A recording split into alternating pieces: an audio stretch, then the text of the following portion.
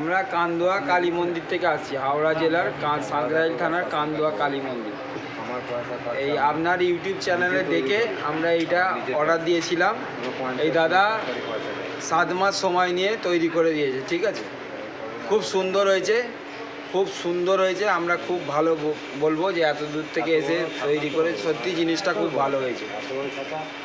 আমরা নিয়ে যাচ্ছি মন্দিরে ফিটিং করে।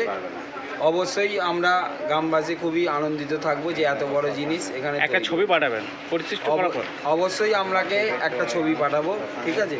মা কালীর মন্দির, আমাদের মন্দির প্রায় 65 ফুট উচ্চতা, ঠিক আছে। এই দাদা হচ্ছে সেক্রেটারি,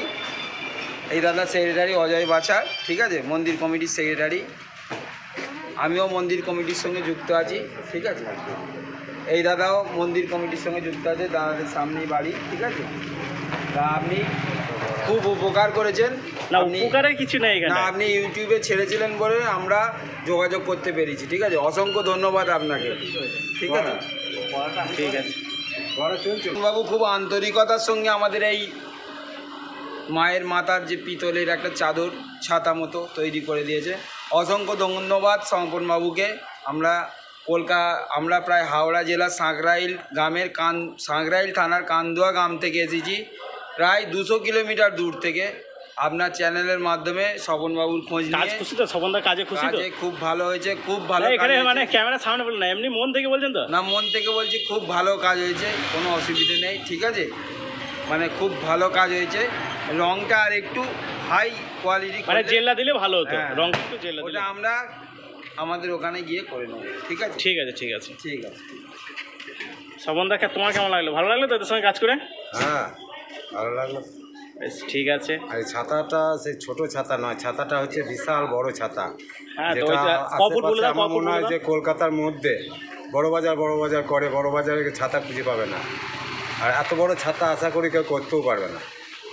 তা আমার বহু দূর থেকে এসেছে বলে আর ঠাকুরের জিনিস বলে আমি এটা স্বপনবাবু খুব রিস্ক নিয়ে আমাদের এই ছাতাটাই করে দিয়েছি, ঠিক আছে।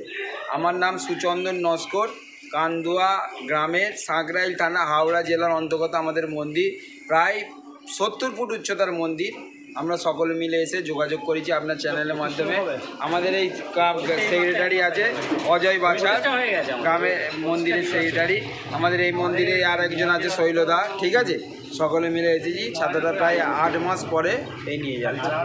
ছাতাটা যাচ্ছে মাটিয়ারি শিল্পী স্বপন কুমার বর্মন তৈরি করেছে। এই যে স্বপন কুমার বর্মন, সেই শ্মশানকালীর যে স্বপন বর্মন তৈরি করেছে, সেই স্বপন বর্মনের কাছে হাওড়া জেলা থেকে এসে আমার কাছ থেকে একটা বড় ছাতা কালী ঠাকুরের মাথায় বসানোর জন্য তৈরি করে নিয়ে গেল। বেশ, ঠিক আছে।